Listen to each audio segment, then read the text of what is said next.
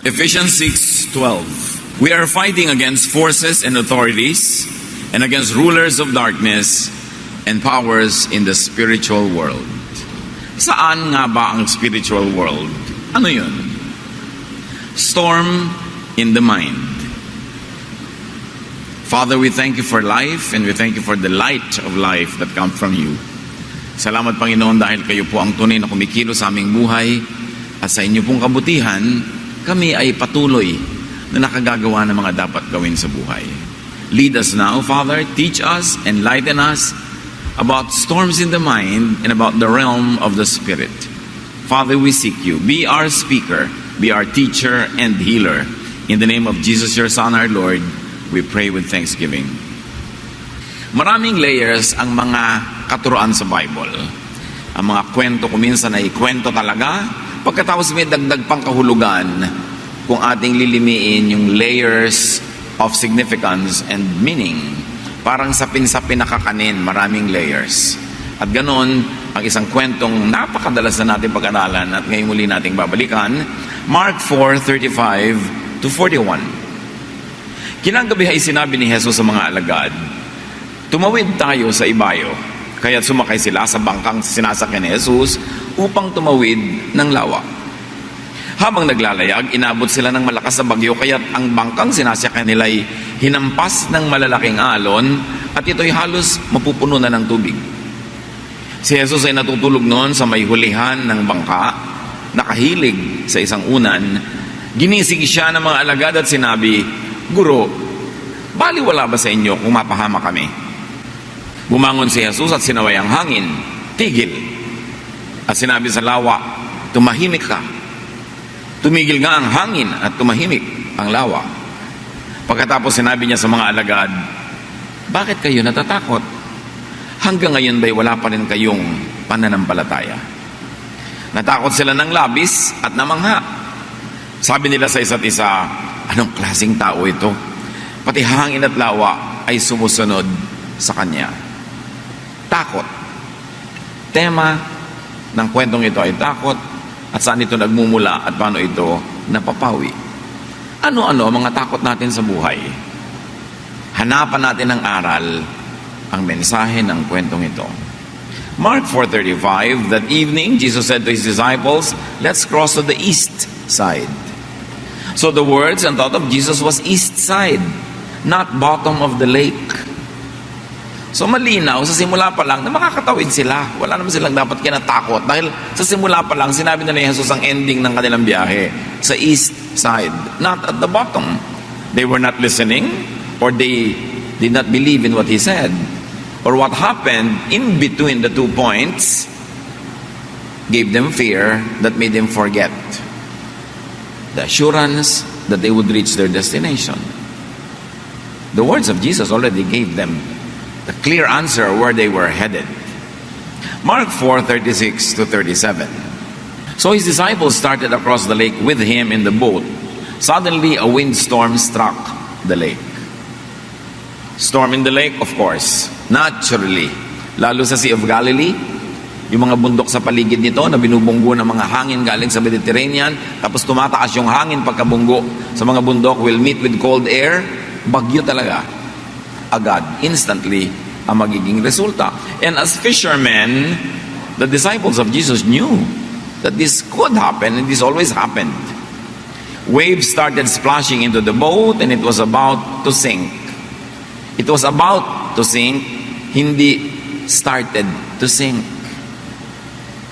Marami tayong takot sa buhay as if we are already starting to sink, about lang naman.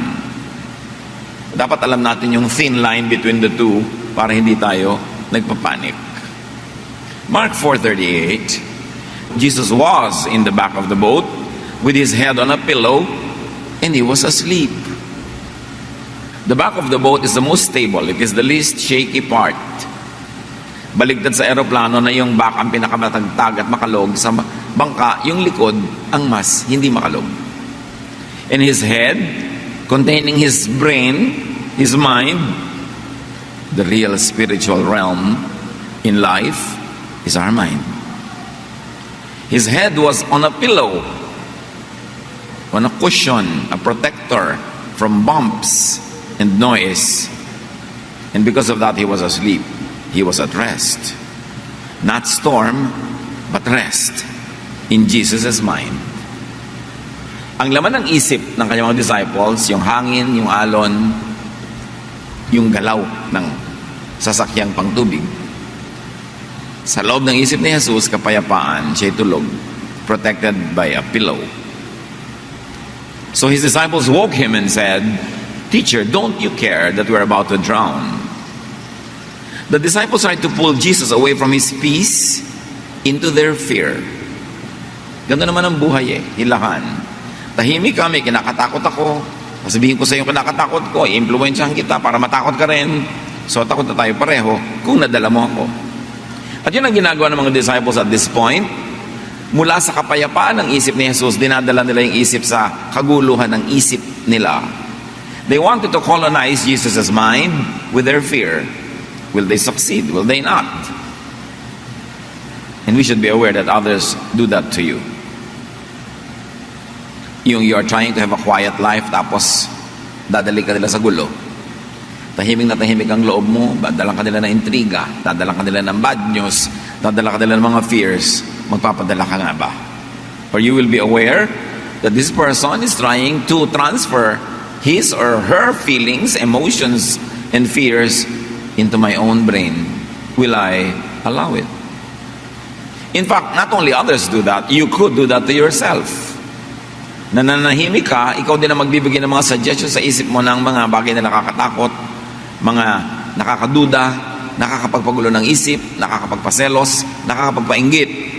So ikaw din kumisan ang nagtatanggal ng kapayapaan sa loob ng isip mo at lalagyan mo ng mga kaguluhan na nanggaling din sa iyo. This story is so beautiful because it could be appreciated from many layers.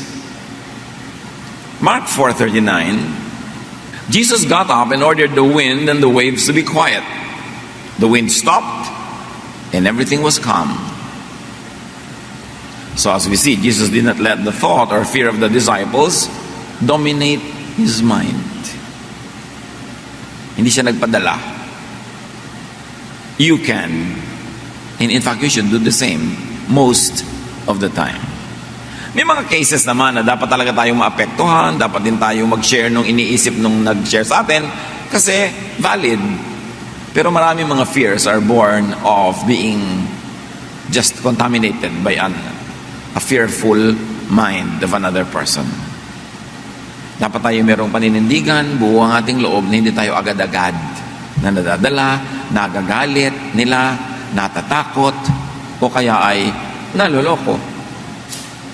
Malinaw dapat sa atin, ano ang ginagawa ng isip niya sa isip ko? Ini-influenza ba niya? Negative ba? Positive ba? Dapat tayong aware. Mark 4:40, Jesus asked his disciples, "Why were you afraid? Don't you have any faith?" Faith is thought. So Jesus is saying fear is lack or absence of faith. Or fear is absence of faithful thought. Fear is really thought. At yung thought na itatanim, nabubunot sa ating isip, napapapasok, napapalabas, naiimbita, napapalayas kung iisipin natin. You fear because you let fearful thought colonize your mind. Ang antidote ni Jesus, faith. You fear because you lack faith. So kung ano man ang ating mga kinakatakutan, isipin natin yon, dapat natin yon paalisin sa ating isip at palitan natin ang pananalig. Or palitan natin ang pananalig that leads to action. Natatakot ka magutom, edi palitan mo yung takot mo ng magtanim ka, magtrabaho ka para hindi ka magutom. Still, battle of thoughts. Because our mind is the real battleground. Pag kung nag-iisip ka as talunan, matatalo na rin yung buong buhay mo. Susunod ang katawan mo sa iniisip mo. If you have the mentality of a winner, you will win. If you have the mentality of a loser, you will lose. Because the battle happens in the mind. It is the real spiritual realm. Where spiritual battle between good and bad, between all contrasting ideas, happen. Kaya pinakamahalaga, binabantayan ng isip. Binabantayan ng iniisip, binabantayan natin yung nagbibigay ng mga bulong-bulong sa tenga natin, ang mga nakikita ng ating mata, nararamdaman ng ating balat, ng ating katawan, kasi pwede niyang ma-influence ang ating isip. Nananahimik ka, biglang may isang dadaan na kaakit-akit, sumunod ka na. Dahil sa isip mo, pumasok yung isang tukso, sumunod ang yung buong katawan, at mamaya ang yung buong buhay at ang mga mahal mo sa buhay na sangkot sa iyo. It all begins with a thought. Mark 4:41. Now they were more afraid than ever and said to each other, "Who is this? Even the wind and the waves obey him." Dapat sana natahimik na sila nung napatahimik yung bagyo. Pero lalo pa rin silang natakot. These men choose to be always afraid. The same heat that melts the wax hardens the clay. So the same event that could have given them peace now gave them more worry and more fear. So it's really a choice. You can choose to be a warrior. You can choose to be always afraid, or you can make the other choice, the other extreme. So the disciples let and made more fear, not peace, park in their minds. What do you allow to park in your mind? Peace or fear? Trust or distrust in God? Worry? Anxiety? Jealousy? Anger? Lahat yan ay thoughts. Pero yung thought na yon, pag nasa brain na natin, mapapakilos ang ating kamay, ang ating paa, ang ating bibig, ang buong buhay natin, pwedeng paandarin ng thought. In fact, lahat thought. Bakit ba yung aeroplano nakakalipad? Somebody thought of doing it. Nagkaroon ng mga unang experiment, inimprove ng inimprove, ngayon nakakalipad na. May nag-isip eh. Bakit ang isang karayo, may hulog mo sa tubig, lulubog, yung barko lumulutang, ay mas mabigat. May nag-isip kung paano gagawin yon. Ang kahanga-hanga na naisip ng mga tao, facts. Bakit nandito pa yung papel ko pero nakarating na sa kanya? May nag-isip. Pag naiisip ng tao, pwede mangyari. At ang faith ay isang uri ng pag-iisip. Kaya sabi ni Jesus, if you believe, nothing will be impossible for you. Ito ang pinakamahalagang bahagi ng ating pagkatao, yung ating isip. Pero itong madalas hindi natin talaga binabantayan. Binabantayan mo yung bag mo, binabantayan mo yung kwarto mo, binabantayan mo yung bakuran, pala yung utak ko, ano-ano na lang. May advertisement na pumasok sa utak mo, hindi mo alam, naghahanap ka na pala sa fridge nung sinabi ng advertisement na kainin mo ngayon. Yung may nadinig ka, may nabalitaan ka, nakakapagpatakbo ng buhay mo yon. Dapat aware ka kung alin ang tatanggapin, alin ang tatanggihan, at alin ang partly tatanggapin, partly tatanggihan.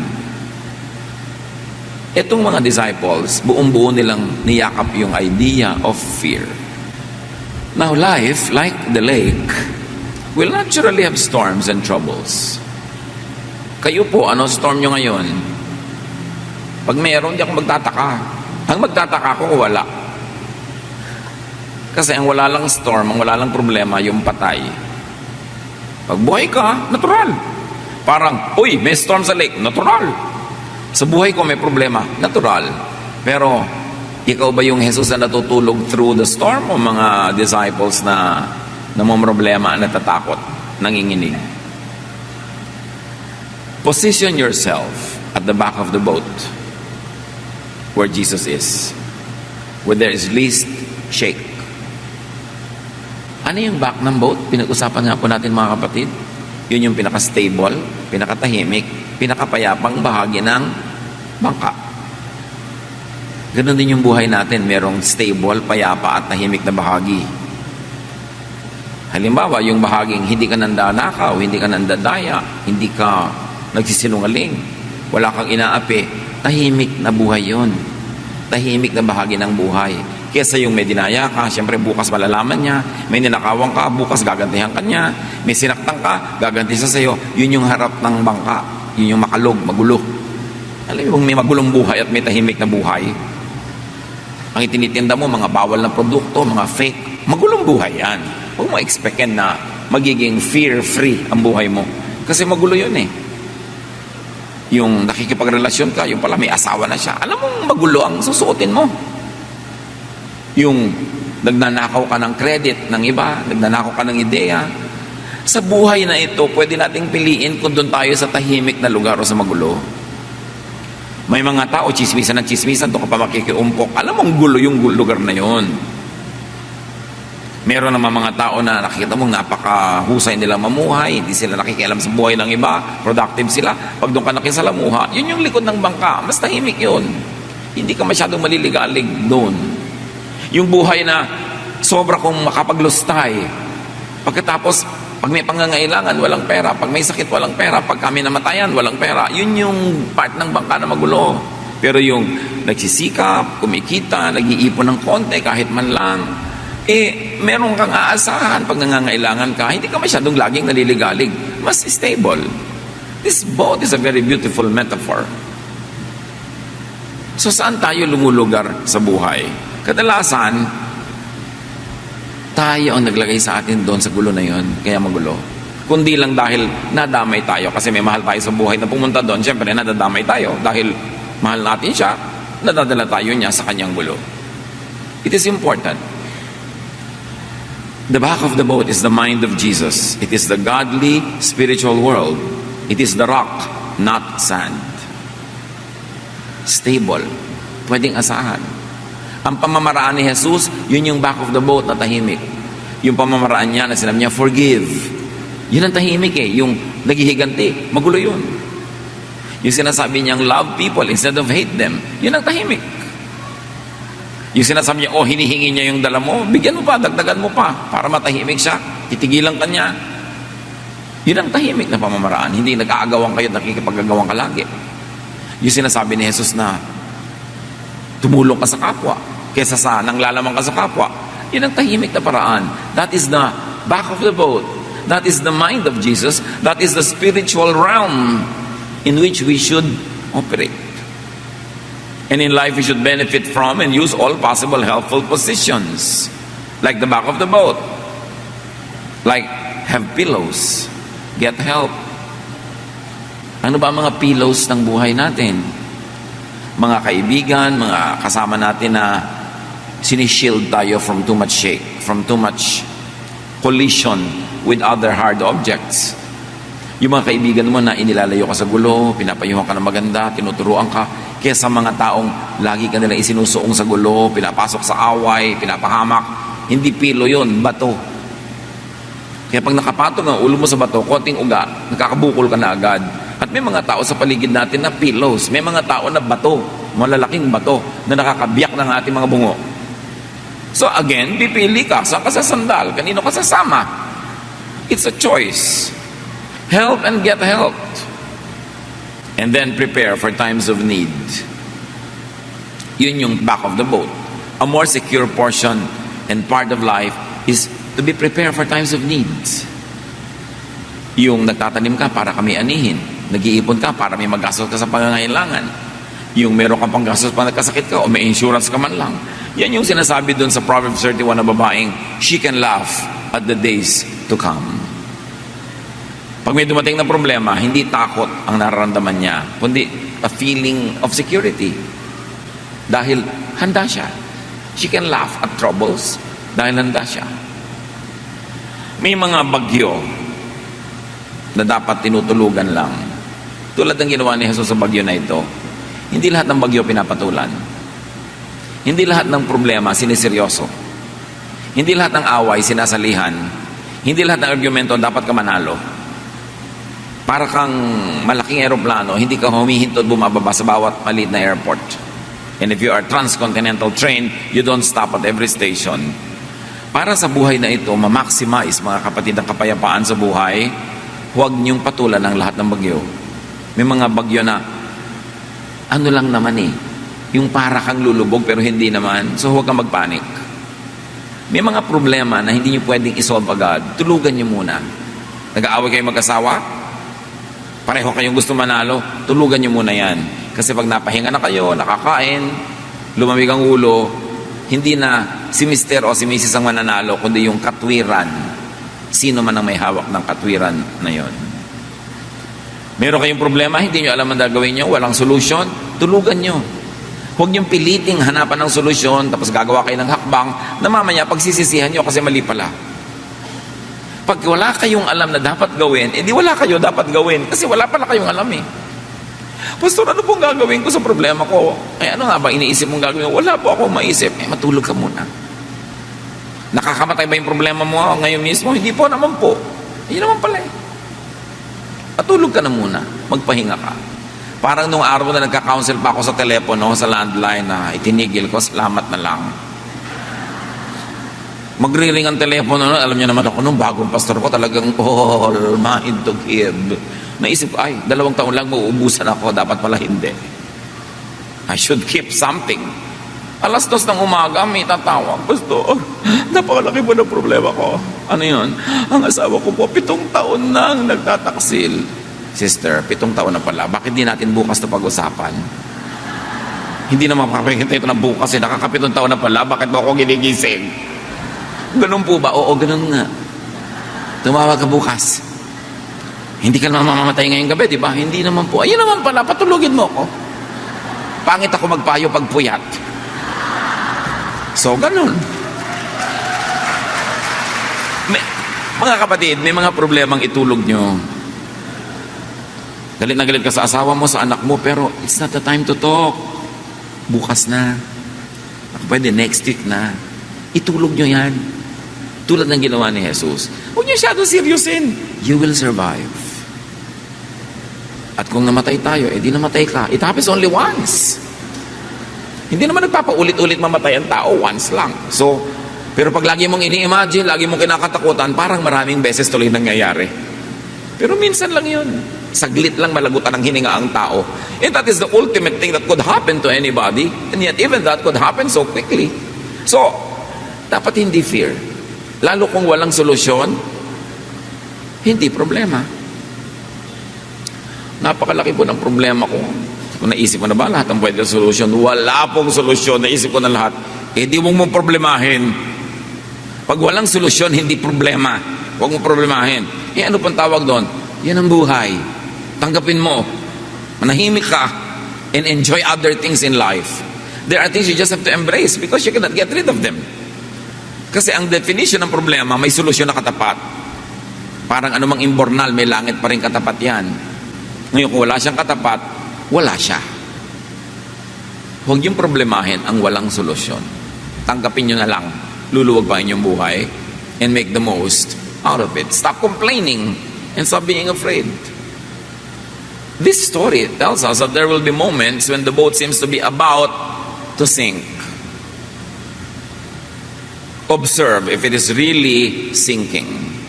If it has begun to sink. If not, do not overreact. Do not be overcome by fear. Sabi nga ng Desiderata, most fears are born of imaginings. At maraming guni-guni na nalilikha ang puyat, pagod at gutom. Kaya dapat nga itulog ipahinga. Huwag magpapasya pag takot na takot, galit na galit, o very, very emotional. Kasi pag naiba yung emotion, maaaring pagsisihan nyo ang inyong pasya. Iba ang lungkot pag nagising ka ng 2:00 ng umaga. Lalo't ikaw lang ang gising. Pero iba naman yun kung nagising ka ng 6, 7, iba na uli yun. Panapanahon lang yan. You know what is important? Is to survive the moment. Merong kakabreak lang, iniwan ng papa. Parang mamamatay na. Ako mag-survive ka lang ng 1 day. Maiiba na yan. 2 days, 3 weeks, at most 5 years. Gagraduate ka rin dyan sa pait na yan. Walang sakit na hindi nagagraduatean. Just survive. Huwag ka lang mamatay. At huwag ka magpakamatay. Gusto ko na pong mamatay. Akala mo lang yan. Pero 3 years from now, sabi mo, ay, buti na lang hindi ako namatay. You know, like yung pag-ibig na pag nawala, akala mo nawala na ang buong buhay.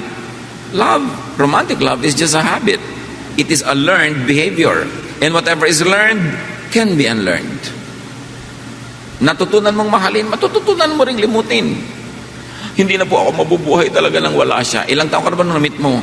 21 po. Ba't nabuhay ka ng 21 bago mo siya na-meet? Ibig sabihin, mabubuhay ka rin pagkatapos mawala siya sa buhay mo. Akala mo lang yun, guni-guni mo lang yan. Bakit? Because you think that you're about to sink.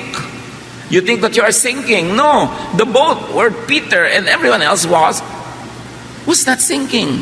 It just seemed that it would sink. Kaya parang wala ka ng pag-asa, para lang yun. Basta buhay may pag-asa. Akala mo lang yun. Nalulunod ng luha ang mata. Nahihilam, nabubulag ng luha ang mata. Kaya huwag masyadong magdrama. Tibayan ng loob. Lalampas din yan. Pag sobrang hirap, sabihin mo, this too will pass with the help of God. Lahat halos ng nakikita mo naglalakad, nakaupo, kasalamuha mo, dumaan na yan sa isang mabigat o maraming mabigat na problema. Survivors din yan. Para ka mabuhay ng 20 years, marami ka nang na-survive. 30, lalo na 40, 50, ang dami-dami nun. And yet, people are still alive. There's no reason why you should give up. At yun na nga lang kung talagang sobrang hirap, hindi mo masolve, tanggapin mo na lang. Kaya mo pa rin naman. Kahit pasan mo daigdig, nakakalakad ka pa rin, di pasanin mo. Ang lungkot-lungkot ko po, di malungkot ka. Hindi ka naman laging kailangan masaya Napapaiyak po ako, umiyak ka ng umiyak, matutuyo din ang luha mo. Ang lungkot-lungkot ko po, naku, makakatulugan mo rin yung lungkot na yan. Hindi po ako makatulog, akala mo lang yun. Mamayang alas 3 ng umaga, makakatulog ka rin. So, agahan mo na.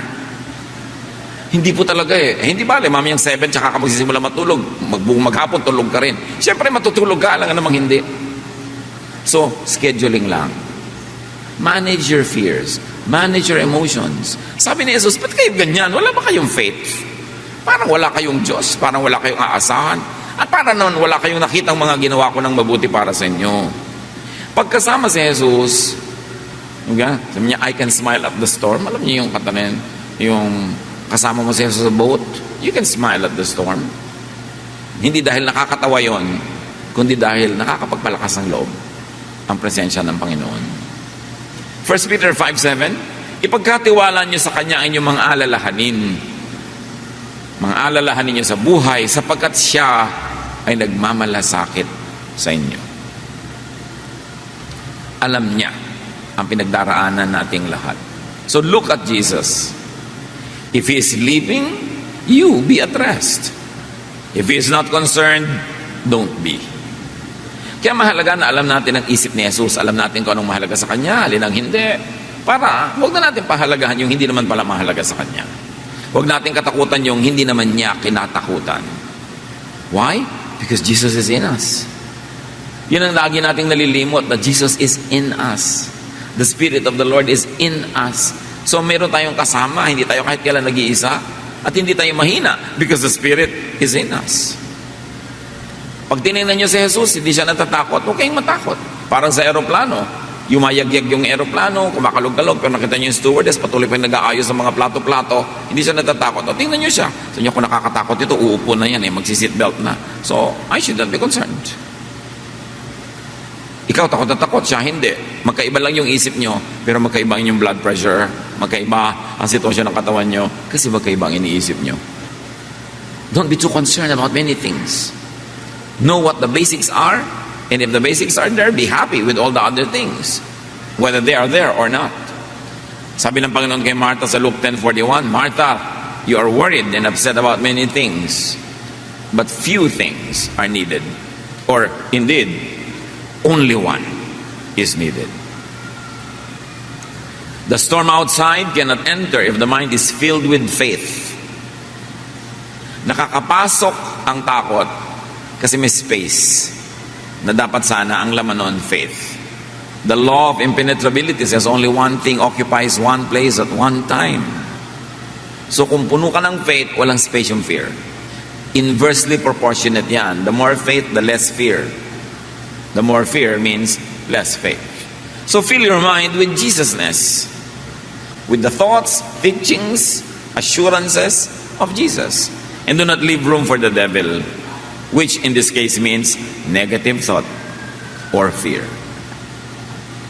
Hindi laging may dalang malaking tinidor yung devil at hindi lagi siyang mayroong buntot at mga sungay. Negative thought could be the devil. Hebrews 12:2, we must keep our eyes on Jesus, who leads us and makes our faith complete. In Ephesians 4:26-27, do not give the devil a foothold. Huwag ninyong bigyan ng pagkakataon ang dyablo. Huwag niyo bigyan ng pagkakataon kayo bigyan ng takot, bigyan ng galit, bigyan ng inggit, bigyan ng selos. Don't give the thought a chance. Reject it. You can say no. Sabi sa Bible, resist the devil and he will flee from you. Just say no. I don't like this thought. Get away from me. Don't entertain. And like we saw in the story, change the weather in the lake with your faith. You can change the weather in the lake with faith. Luke 10:17, when the 72 followers returned, they were excited and said, Lord, even the demons obeyed when we spoke in your name. Pati mga diablong kinakatakutan nila, nauutusan nila sa pangalan ni Jesus. Sa pananalig, walang imposible. At hindi laging salita lang, in the name of Jesus, in the name of Jesus. No. Yung storm sa lake mo is poverty. Hindi mo sasabihin, in the name of Jesus, lumayas ka poverty. No. Follow the teachings of Jesus. Plant. So you will harvest. And that is faith at work. Gusto mong tumahimik ang buhay mo, sundan mo si Jesus. Forgive. Make peace with people. And then your lake will be quiet. Metaphor yan eh. Sagisag, simbolo. Dapat basahin ang mas malalalim na kahulugan. Apply the Jesus way and you can quiet the storm around you. And these are emotional storms, mental storms, interrelationship storms. Pag sinunod mo si Jesus dahil nananalig ka sa Kanya, you can have the power of Jesus to quiet the storm. Or change the weather in your mind with your faith. So you can change the weather outside, or you can change the weather inside your brain with your faith. Na talagang may bagyo pero hindi ka pa rin natatakot, nagtitiwala ka. May mga kung ano-anong iniisip tayong pwede mangyari sa buhay, pero yung pagtitiwala mo ang nananaig, hindi yung takot. So pwede mong alisin yung bagyo kung papalitan mo ang paraan ng yung pag-iisip. May bagyo sa labas ng isip, physical, at may bagyong nasa isip. Mas madali mo kontrol, basta alam mong magdisiplina ng yung isip.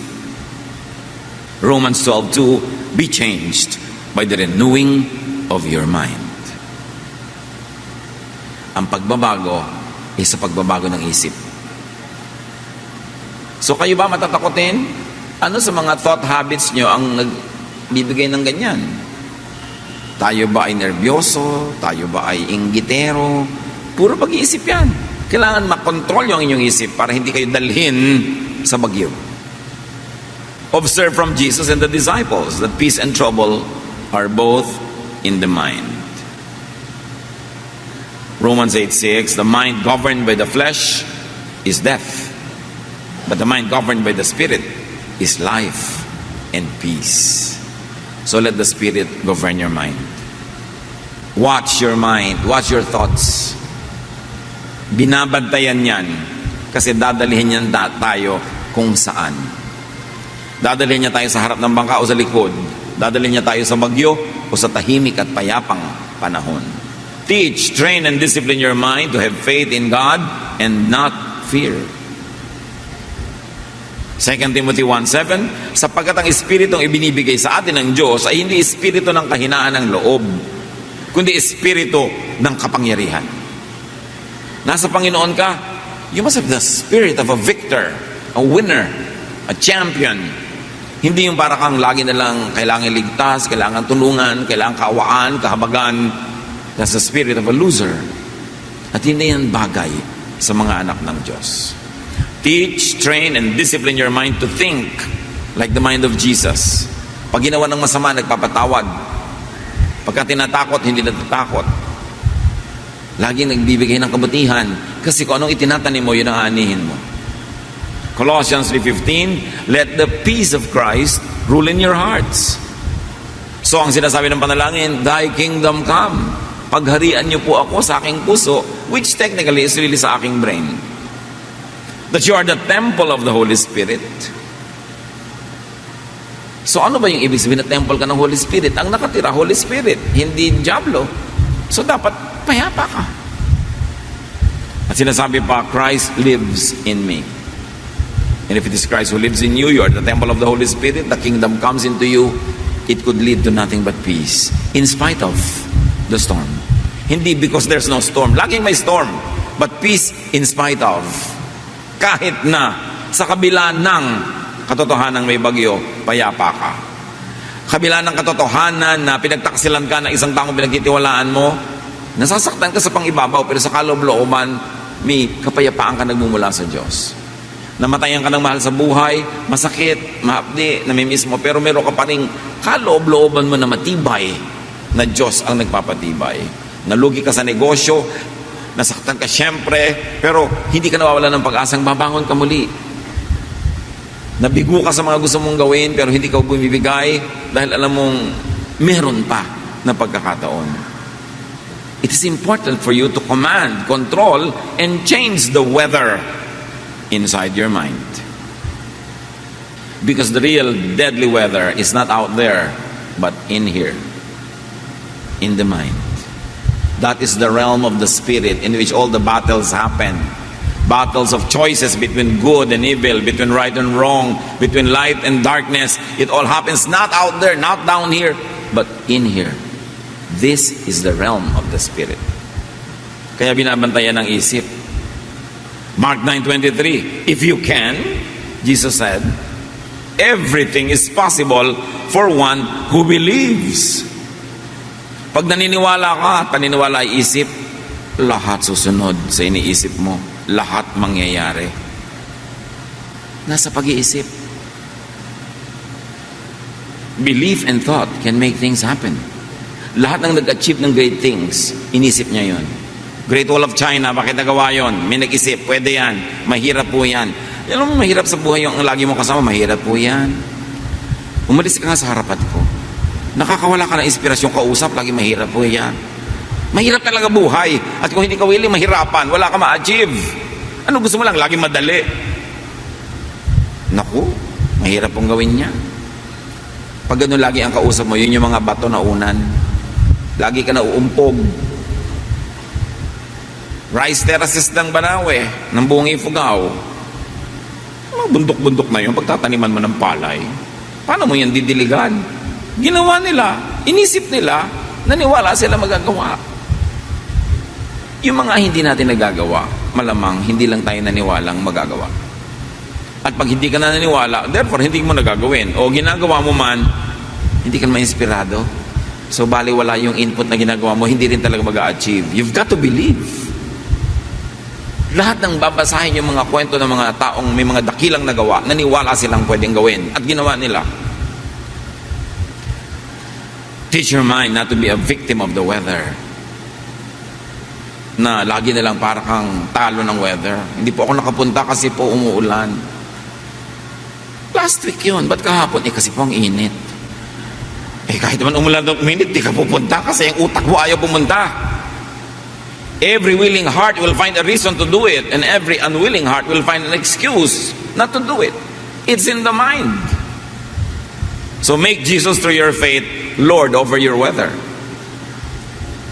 Walang imposible. Bihirang-bihira, konting-konti lang yun.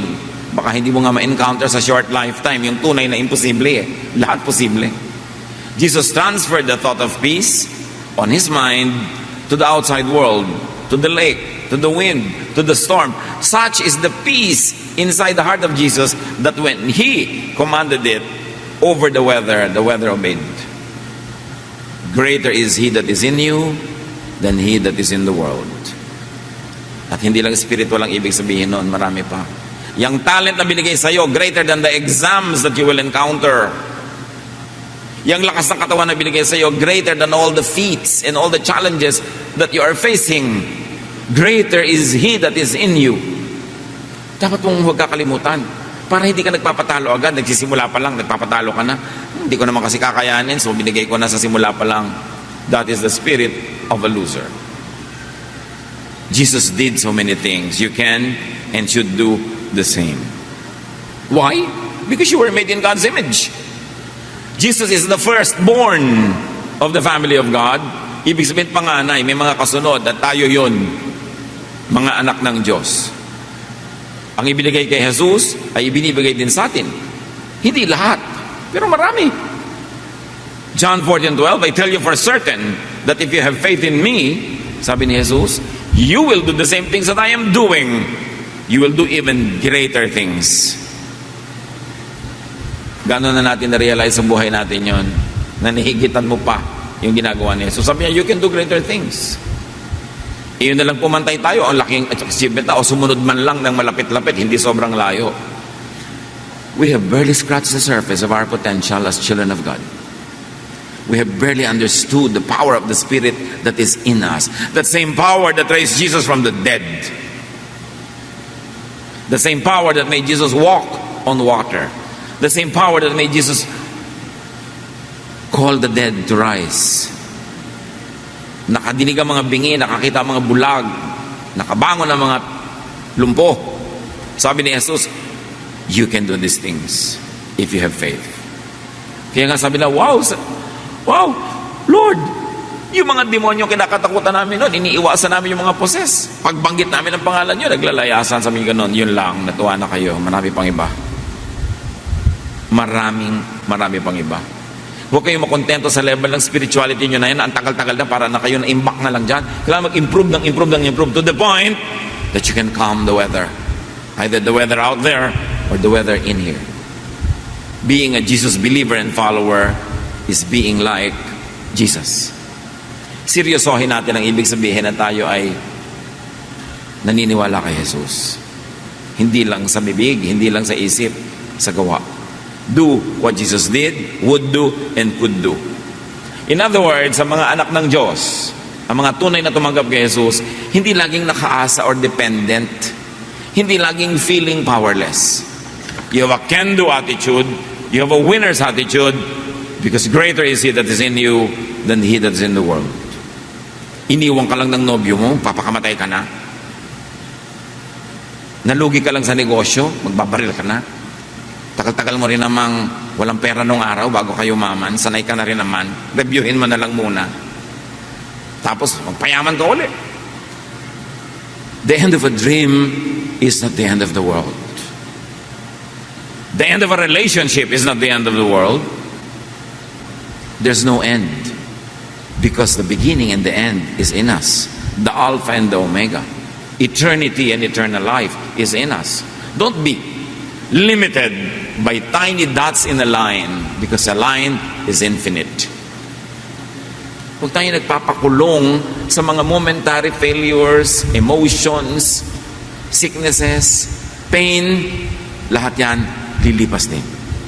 Just survive it. Hold on to God. Do what you can do. And we don't know what to do, don't do anything. Be still and know that I am God. Sabi ng Panginoon. And as we already know, it is mind over matter. So spirit over the body. The spiritual world over the physical world. Mark 11:24. Everything you ask for in prayer will be yours if only you have faith. So kahit kupraso yung faith mo, kahit hindi ka mag-pray, kikilos na yon. Kaya sa pray ka ng pray, wala ka namang faith, wala rin mangyayari. Have the mind and thought of Jesus through mental focus, practice, and discipline. That's why meditation is important. It is the most underdeveloped aspect of our spirituality. Meditation changes the mind. Meditation drives the mind and the thought that is produced in the mind. Meditation is our way to connecting to the power of God. Pero gano'n karami sa atin nag-meditate, nag-iisip, nananahimik before the Lord. No wonder, sobrang konti yung power. Laging i-describe ang Panginoon, and wake up in the morning, so early in the morning, He would go to a quiet place and be alone with God. He would go up a mountain and pray by himself into the night and be alone with God. Our aloneness with God could be the greatest secret to spiritual power. Yan ang dapat nating i-develop. Our meditation life. Meditative, complete. That you always contemplate. That you have a contemplative lifestyle. Na bago ka magde-decide, nananahimik ka muna.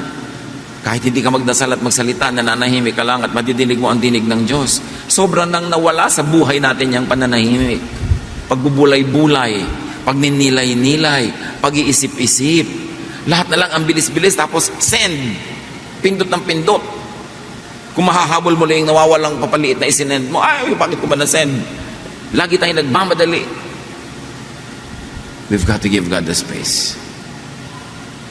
Hindi yung magpe-pray ka bago matulog, nakahiga ka na kinabukasan mo na nalamang, ay, nakatulugan ko na palang prayer. Yung iba nga very skilled, kahit nakaupo, nakakatulog pa rin eh. Meditate. You will be like tree planted by streams of water. Your fruits come out in season, and your leaves do not wither. It is important to be planted by streams of water. And the stream of water is meditation and prayer. To be nourished by God. So that our spirit is strengthened. Dapat matibay ang spirit dahil maraming bagyo ang mundo. Hindi nakakapagtaka. Romans 12:2, let God change the way you think. Then you will know how to do everything that is good and pleasing to Him. What is your storm? What do you think about your storm? Because what you think about your storm will define your life now. Pag inisip mo may solusyon ito, I will hang on and find it. May panalo dito kasi kakampi ko si Jesus. Then you will win. I will survive this. Then you will survive. Pero pag nagpatalo ka, nagpahina ka ng loob, the devil will take the opportunity and drag you down. That's why don't give the devil a space in your mind. Fill it with Jesus. Fill it with faith and hope and love. Dear Lord, teach us. Teach us to discipline our minds and thoughts so that in our minds, your will be realized. Pagbulay-bulayan natin mga kahulugan ito, lalo sa pagharap natin sa mga problema at bagyo ng buhay, learn from the teachings of this story. Father, as your people sit still before you, let everyone hear your voice as you give us very personal counsel. Be with the Lord alone for a while.